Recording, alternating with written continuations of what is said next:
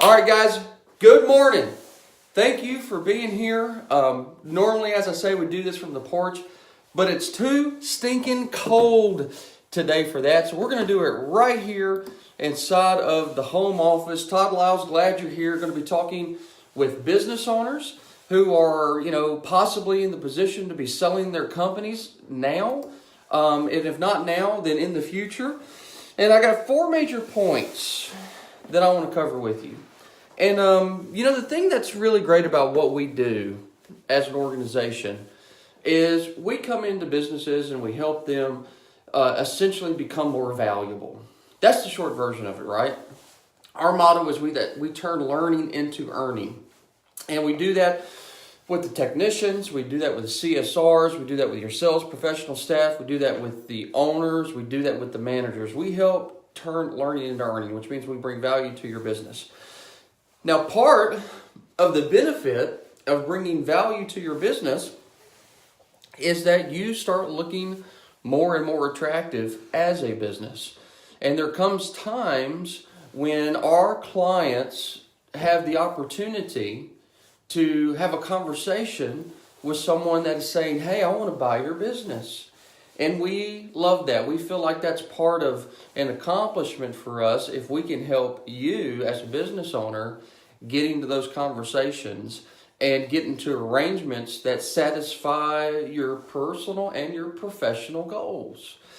Now, what's interesting is when our clients haven't really done a deep dive conversation with themselves about this opportunity. And maybe they've not done that because in their mind, they were thinking that this is so far down the road, it's not even worth considering now.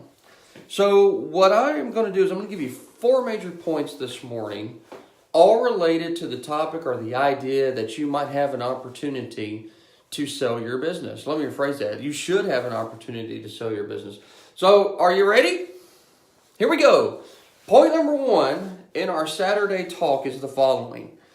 You need to have an exit strategy.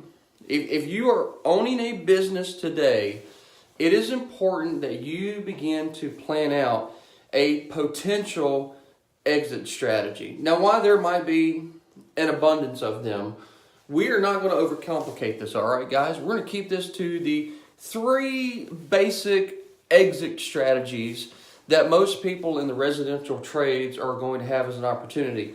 And by the way, these are often the same opportunities that any business would have. All right. So exit strategy number 1 is that you're going to sell your business. That's pretty straightforward. That is an exit strategy, is that you sell your business. Exit strategy number 2 is that you close the doors. Guys, you probably know this, or you may not, but business is really tough. And if you've made it into your 3rd year, you've done what most businesses don't do, which is make it into their 3rd year. If you've made it into the 5th year of business, you're actually doing something right. So 5 years and beyond, should be a growth period for you. And hopefully you don't have to close the doors.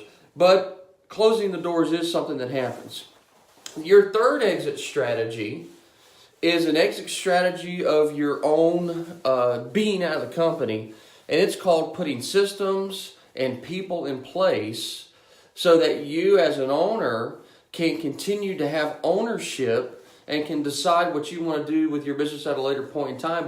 But you exit the daily operations of the business and you're checking in more from an advisory standpoint. So point number 1 of our talk this morning is that you got to have an exit strategy. It's very important.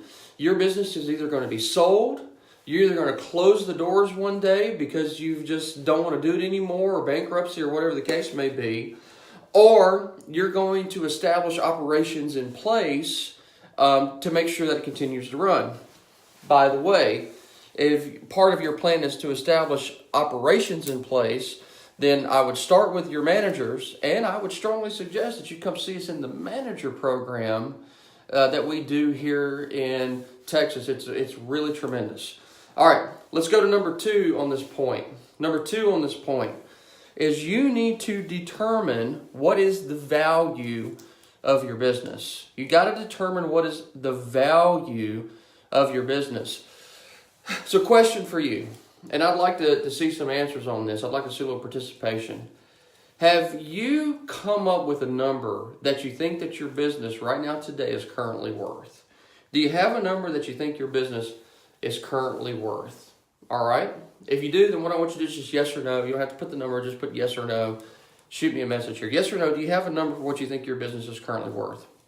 Now, when it comes to valuing your business, keeping this simple, what we're going to end up having is we're going to have 3 potential evaluations of your business, okay? Matthew, thank you for that. Matthew says he's got his business valued at $2.5 million. All right, so Matthew, wonderful, man. Since you're participating, and then Sean, thank you. So guys, those of you that are saying, yes, you've got a value for your business, I'm going to throw out to you where these 3 values are going to come from. All right, and then what I'd like to know is I'd like to know where you got your values from. So one evaluation is going to come from you. As in, you're doing a gut check of your business. You sit down with pen and paper. Maybe you've asked yourself a real simple question. What would it take for me to get out of this business? You've done some form of math and you've come up with a number. You've done a self-evaluation, all right? And that's good. You actually need to do a self-evaluation. You need to know in your mind what the business is realistically worth. So one evaluation is your own. Daniel, not yet. You need to, buddy. Evaluation number 2 is the evaluation that a buyer is going to make on you. Now, guys, what I want you to keep in mind about a buyer is that they are going to have evaluations similar to your own, which is going to mean that it's going to be slanted in their favor. You're probably going to slightly overvalue your business. Now, you may not. You may undervalue your business because you just don't know how to do it. A buyer most likely has been here before. And if you've got an educated buyer, they're probably going to be a lot closer to the number than you are. And what I have found is that, there's all types of buyers. Thankfully, the clients that we have, they typically deal with really great buyers, people that are of high character. They're going to get close to a number that's real. But my point that I'm making to you is that you may not get that scenario. You might get a buyer that offers you a fair offer right out of the gate, but ultimately, you may not know. So your buyer's going to be slanted for the upside of growth, right? And then there's a third way to have your business valued, which is an independent evaluation, where someone steps in that's in the business of saying, hey, what is your business worth today, right now, if we were to take it to market? Now, I advise everyone when they start having this deep conversation, when they start thinking this before a buyer comes to the table, hopefully, I advise you to have an independent evaluator, evaluate what your business is worth. Hey, by the way, we are not one, so I don't have a dog in the hunt. But the independent part of this, I think, is really important because there are some evaluators that are also brokers, and while that's a good thing, they might help you find someone to buy your business. It depends on who they are trying to sell that business to. Really, are they really in your court? Are they really in the buyer's court? And does that independent person's money not really change too much based off if it's sold versus if it's sold at value? So independent is the thing that I think you need to shoot for. Someone that's their whole job in life and they're going to help you evaluate your business. Now, what you're going to find in the trades is that businesses are going to get, evaluated somewhere at being worth no money to less money or a multitude of earnings. I've seen people get their businesses purchased for 5 to 6 times earnings. And guys, I want to share with you that's really, really rare. That's really rare. What I mean by earnings is the profit that's at the bottom line. It's more common somewhere to be between 4 to 2, and 3 is typically kind of, 3.5 to 4 would be considered a pretty generous buy. But you have to have your business evaluated, all right? That's point number 2. By the way, question to everybody that's on here. Has anyone had an independent evaluator step in, help you go through your books and say, this is what your business is worth today? If you have, just drop a message in the comments. If you're watching this on YouTube or on the website at a later point in time, feel free to shoot me an email. I'd love to visit with you. All right, so exit strategy is point number 1. Value your business is point number 2. And then now what we're going to do is we're going to talk about buyout offers. And I'm going to share with you some of the ways in which you might see or get a buyout offer. All right. And there are a couple different ways that it will occur.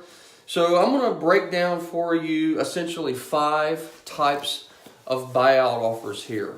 Number 1 is pretty straightforward. It's cash. You've independently evaluated your business.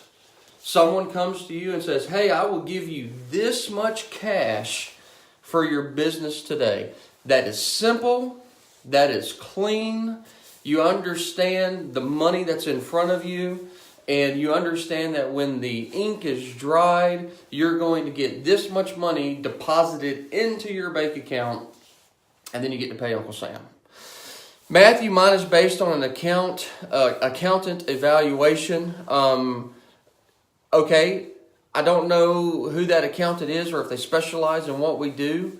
So you might just want to, check that. But hey, it's good. You've at least got an independent outside person doing the math, Matthew. That's great. Going back to buyout offers. Cash. That's a pretty straightforward one. Number 2 is cash plus a buyout period. Cash plus a buyout period. So what would cash plus a buyout period be? In essence, that would be someone says, hey, I think your business is worth $1 million. I'm going to give you $400,000 now.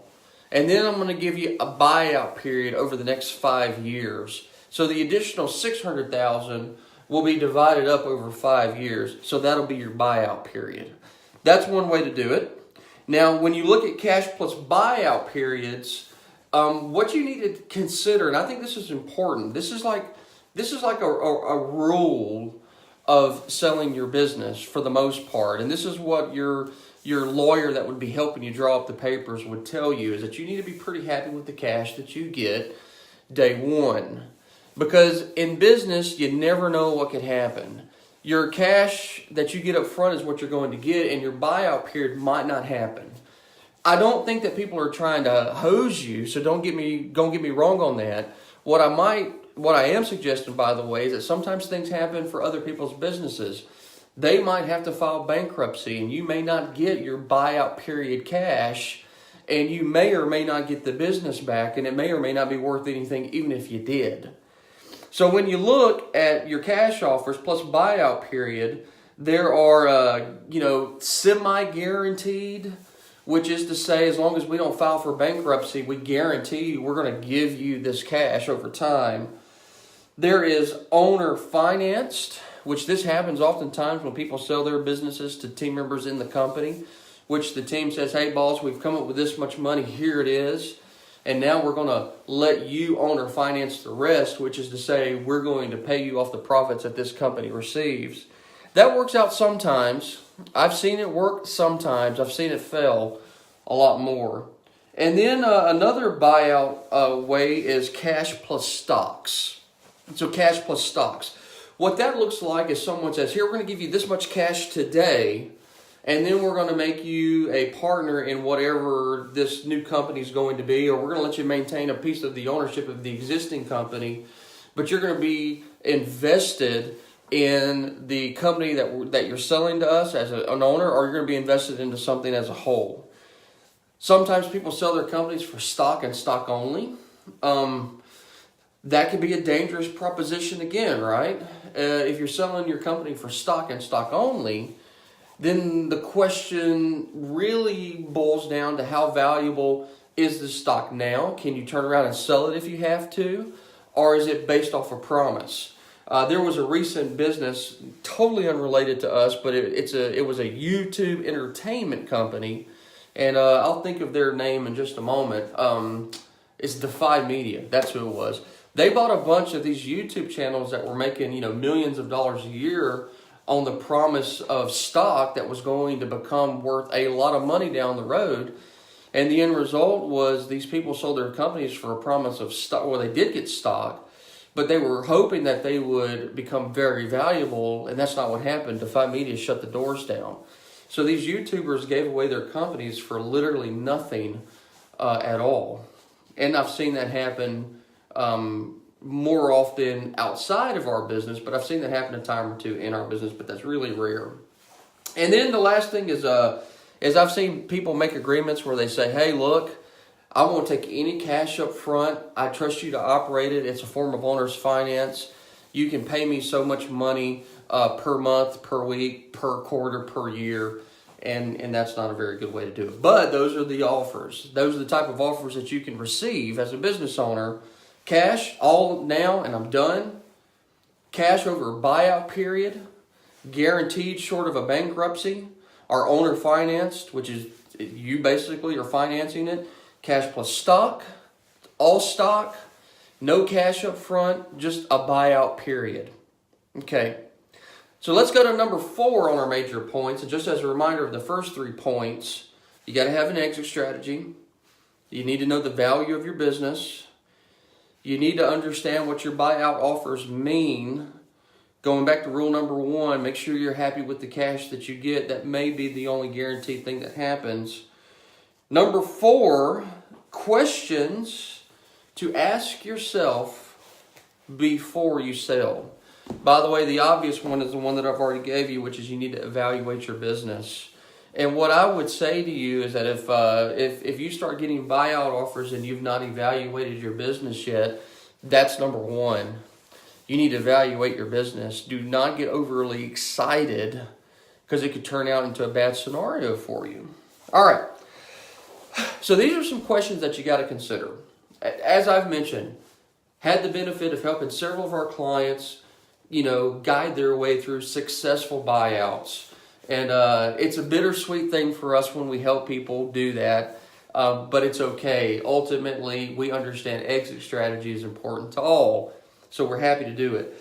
But here are some questions that I ask my clients when buyout offers begin to be put on the table.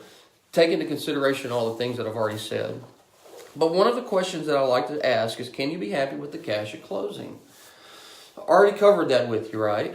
But can you be happy with the cash at closing? Do you feel like this is an appropriate amount of cash? And if this is the only thing that ever happened, would it be satisfactory to you? I think that's an important question.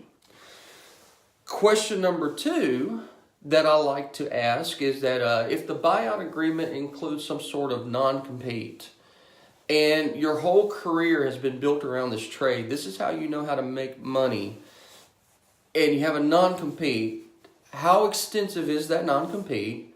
Does it lock you out forever and in all places? Does it lock you out for a limited period of time and in limited places?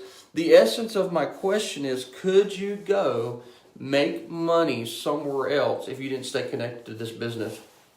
You got some cash? Is it all and everything you needed? Not. If it's not, you need to, do other things. Are you going to have the ability to go do those other things? So that's question number 2. Can you support yourself through non-compete if it exists? Question number 3 is if you don't get all cash up front and there's some sort of guarantee over time, or if there's some sort of stock, what kind of power do you have to grab back the value of the company if they quit paying you? Or what kind of power do you have to sell the stock if you should need the money? So you need to know, if you're not getting all the money up front and you're getting options on the backside, what kind of control do you have over that? And then that will go to number 4 here, which is what would be the exchange rate on that money if you needed to sell it. Is it guaranteed, or is it at current market value, which may suggest the exchange rate might be fractions of what you actually thought it was going to be. Number 5, this is a big one. Number 5 in the questions to ask yourself: why do you want to sell now? Do you want to sell now because you're getting close to retirement age and you don't need to work anymore? You've saved up your money. You can support you and your family. You've done a great job and it's time to transition. That might be a reason. What about, are you just tired? Oftentimes, the worst decisions that I've seen business owners make is when they are tired, when they are going through some sort of emotional stressor. They can make some really bad decisions about people and about themselves and their company. So one of my big suggestions to anybody that might be potentially considering a buyout offer is to check yourself emotionally. Check yourself emotionally. Is there any part of you right now that prior to this buyout offer felt exhausted, tired, or desperate? And if that's the case, this is probably a terrible time to consider selling your business. Now, that doesn't mean you shouldn't do it, but what you should do is maybe take a small break, take a week or two off, give yourself time to, breathe a little bit and try to come back to it not so daggum tired, all right? Do you want to sell this to a partner? Someone that's been working in your business, and why? Is it because you think that they can help you grow it to a new place that you can't? That's a consideration, or are there other reasons? Question number 6 that I like to ask people who are considering this is what does your life look like 5 years from now? 5 years from now, after you've sold your business, what does your life look like? Are you happier? Are you able to do the things that you've wanted to do? Or 5 years from now, is the money gone and now you're trying to start back over from scratch and you're wishing you never would have gotten rid of the thing that you'd built because at least it gave you cash flow? What does your life look like 5 years from now? Here's another question. Is there a better offer? That seems like an obvious question, but it's one that we don't often consider. Is there a better offer? And then there's 2 other questions that I have here, one of which is, are you okay with giving up the legacy that you've built to someone else? And guys, at some point you have to be, because whether you want to or not, you will pass away. So with the end in mind, we have to find a way to be comfortable with that. And then the other part is, are you okay with giving up your independence? As an entrepreneur, you've lived a life of control. You've lived a life of leadership. Can you give that up if you're going to stay connected into the company in some minor role? Or can you give up the political and leadership power that you've built around yourself as you step away? What does that do to you as a person? Okay, deep stuff, right? But every single one of you that owns a business, has a dream of owning a business, these are the 4 major things that you've got to consider. Now keep in mind what I just said. You either own it today or you dream of owning it. Because if you start something, you must realize that it must also have an end. And it's best if you're in control of that end. It's best for you. It's best for your people. It's best all the way around. It does not make you a disloyal business owner to have an exit strategy. It makes you a good business owner. A business owner that's made preparations and plans to take care of the people that they care so much about. Exit strategies are important. All right. So the 4 major things to consider in today's point of topic is, number 1, you're going to have an exit strategy. Either you're going to sell your business, you're going to close your business, or you're going to have an operational system in place to run it for you. Number 2, you need to have a value of your business. You have a number, your buyer has a number. Get an independent person that's outside of you and your buyer to help evaluate it, and you guys will be able to have a better position of negotiation. Number 3, know your different buyout offers, from cash to cash plus stock to owner's finance, and make sure you can live with the buyout agreement that you signed up for. Number 4, go through and ask yourself all those evaluation questions to make sure that this is something that you really desire, you really want. And if you do these things, then you're going to have a happy exit strategy because you have turned learning into earning. All right, guys, we've got a few minutes here left. There's several of you on the line. That is my lesson for you this morning. We'll get that thing uploaded onto the web and all those good places. But I'm hanging out here with you. Normally, like I said, from the porch, but it's stinking cold out there. So I came inside. If you're hanging on, I got a couple questions for you, and I also want to hear your questions, all right? Earlier, I asked you, do you have a number for your business? We had Matthew say that he did, $2.5 million. Daniel, I don't remember if you said that you didn't have a number for your business or you didn't have an independent evaluator. I think you didn't have a number for your business. Sean said he had a number for his business. That's good. So if you have a number that you're willing to sell your business for, that's good. My question to you is, has it been vetted? All right. So make sure that you check that out. Here's the other question that I have for you, and I'm just genuinely kind of curious. You don't have to answer anything that you don't want to answer, but I'd love to get a little conversation going here for about the next 5 minutes before I shut this down. Have any of you ever been through the selling process before? Whether that was you buying a company, or whether or not you have sold a company. And all right, here we go. We've got a very wise point of wisdom here from Mark Stepawow. Don't forget to include your tax attorney in this process. Amen. I bought a company with modestly sophisticated owners. My attorney tailored the deal to save them $200,000 in federal income tax. Abso-stinking-lutely. And Mark, that's because you're a good purchaser. Mark is a conglomerator of plumbing and rooter companies, and he's an amazing guy. Does a great operation in several states, Illinois and others there in the Midwest. And what he just said was very key, which is if you've got a smart guy like Mark and you've got smart attorneys that know how to structure this, you can save huge tax benefits to the people that are purchasing, the people that are selling their company to you, and vice versa. So you absolutely want to make sure that you take advantage of all of the tax scenarios that exist. Now, I'm not a tax attorney, so I can't tell you what codes or whatnot, but what I can tell you is that what Mark is saying is fundamentally very, very true. Tax attorneys become very important in this equation. By the way, we could probably have all other type of conversations, but if you're in the somewhat wealth building stage of your career, you really do need to have some tax attorneys hooked up with some, financial advisors. There's a whole other set of conversations for maybe down the road, but starting to get some of your assets into trust and irrevocable trust and other things like that can save you a lot of money, give you a lot of protection, and can add just a few more layers into protecting your assets and your business assets as well. Great point, Mark. Thank you. Adam, trying to buy one now.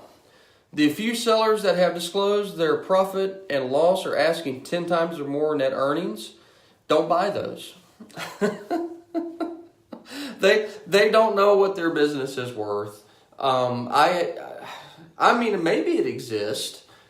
I have never heard of a residential trade getting 10 times their net earnings. I think about the only way that you would get 10 times your net earnings was if your profits were so abysmally low that 10 times earnings would be like, oh, you made $1,000 last year. I'll give you $10,000 for your business. That might be the only way that someone might get 10 earnings, is that the earnings were so low and you believe that you could step in and their database was worth, more than their earnings.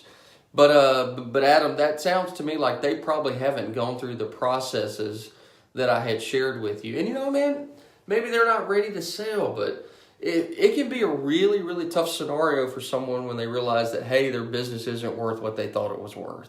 So keep looking, man. Keep looking. One of the other things I might suggest to you too, Adam, is this might be where you'd actually come in and have a broker.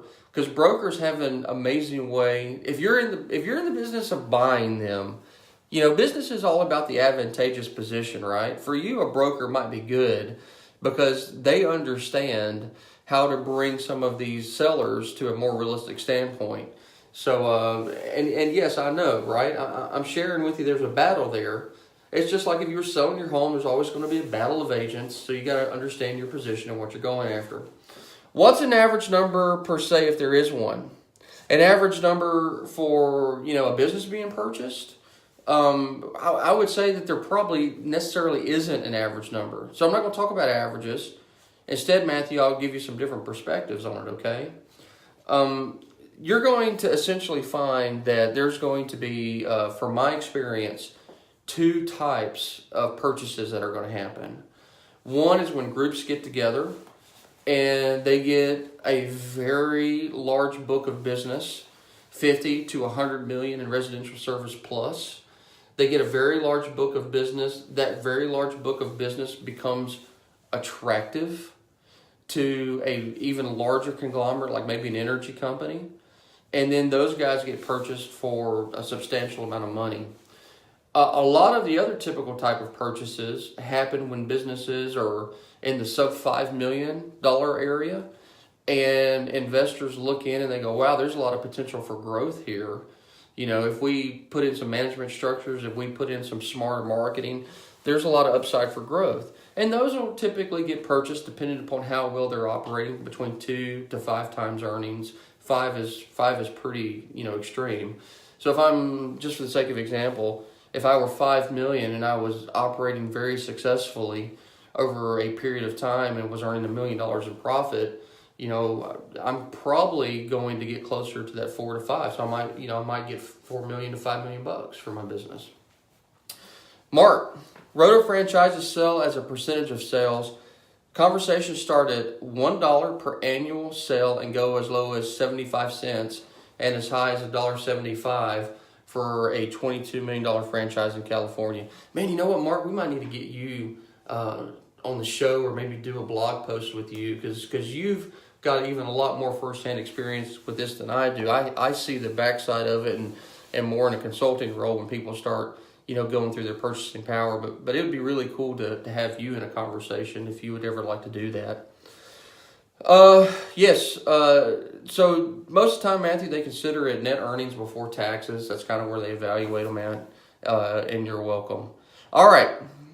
Love the knowledge that's getting laid down here. Hopefully you guys are finding this extremely valuable. Any other questions? We went a little over our time. That's okay. Any other questions this morning that you guys may have? Drop them in the comments. While you're giving those in the comments, we've got some good programs coming up. Love to see you at some of those programs. We've got an amazing program called the Tech Series for plumbers, rooter specialists, electricians, roofers, HVAC techs. We've also got our sales series. It's the second level, if you will, for all the trades. CSRs, get your CSRs converting more. And we have a manager class coming up as well. All right, want to make sure you check those things out. Let's see, we got a few more comments here. Mark, the only thing I learned getting my undergraduate degree is that something is worth whatever somebody's willing to pay for it. You want to get intel from comparable sales, got to run. Thanks, Mark. Yep, I think that's a very strong confirmation as to what we talked about when it comes to the 3 people that are evaluating businesses. Michael Flanagan, how much value does a large amount of Google reviews add? I don't know that it adds a substantial amount of value. I think it would be more the other way around, which would be a huge amount of negative Google reviews might actually look in as a dip away from value.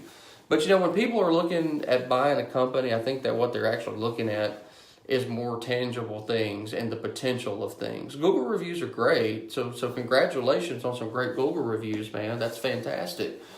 But at the end of the day, they're looking at the numbers and they're looking at the potential of it. So I think what you're going to find is them, coming across a statistic that says, hey, these companies are doing good work. They're going to go, great. That's part of the reason why we're considering buying you. If they came across and said, holy smokes, in this sector, they're just getting destroyed, then they're going to look at that and go, well, I'm going to actually devalue that a little bit more. So the negative, I think, is going to carry a stronger devalue potential than a positive is going to carry a value potential. Sucks, right? But that's probably the way most owners would look at it, or most potential buyers would look at it. All right, Adam, many contractors take cash off the books. Can any value be given for that when the P&L doesn't show that? So yes and no. Yes and no. And so I'm not going to tell you how to run your books, okay? But I'm going to tell you here at Service Excellence Training, every single penny, not dollar, is accounted for. I'm not a fan of our tax system. I think we're overtaxed. I think we're overburdened. I think the government gets to be an unfair partner in our businesses. So you hear me saying that loud and clear. I think our tax system currently is abysmal. But with that being said, at our company, every single penny is accounted for, is tracked for. Now, I try to take advantage of every, tax leverageable point I can, slapping our logos on just about everything we can so that we can call that a marketing expense, because there's some cost of good expenses that don't get as much tax value as a marketing expense if we put a logo on a book, or if we slap a sticker on a book and send it to you guys as a gift. So I try to leverage all the things that I can there. But in terms of tracking the money's being tracked. And it's going to get to you in one way or the other, Adam. So you just got to take in consideration a little bit about what you said. And it depends on your buyer. Some buyers are going to be like, hey, I get it, it's part of business. Some buyers are going to look in that and go, oh, holy smokes, they've not been fair and honest with the IRS over a long period of time. And they are buying the responsibility potentially of that audit. So as bad as it might suck, what I might tell you is that you're probably always in a better position just to be honest with your reporting. So I would say it would actually not be a positive if you're looking at a risk-adverse buyer. It would not be a positive if you went, oh, hey, but I really got another set of books over here that shows the real number. Sorry, man. All right, Michael, I was thinking along the lines of search positioning, but thanks. Yeah, I mean, I get what you're saying. But those organic searches, they're valuable, but they'll always be outmaneuvered in a very quick manner by someone who understands, pay-per-click advertisement. It's not a bad thing. It's a good thing. But yeah, it's probably not going to add just as much value as we'd like it to have. All right, look, guys, that is it for today. Now, if you like this, let me know. And, there's a lot of easy ways to let me know. Hitting the thumbs up. Let me see the like buttons. Sharing this inside of groups. Dropping me some kudos below. I do this as a benefit to you guys. So share this with the people that could benefit from it. Thank you. I see the little thumbs up going up. I appreciate that. And that is it for today, guys. Send me an email. I'd love to keep doing more of these. Typically, these are geared towards your frontline people, but today, this was on my heart. I'm most likely going to turn this into, future content, podcast, other type things as well. Alrighty, that's it. You guys rock. Shoot me a message. Let me know what you'd like. And as in all things in life, you know what to do, right? Go turn learning into earning.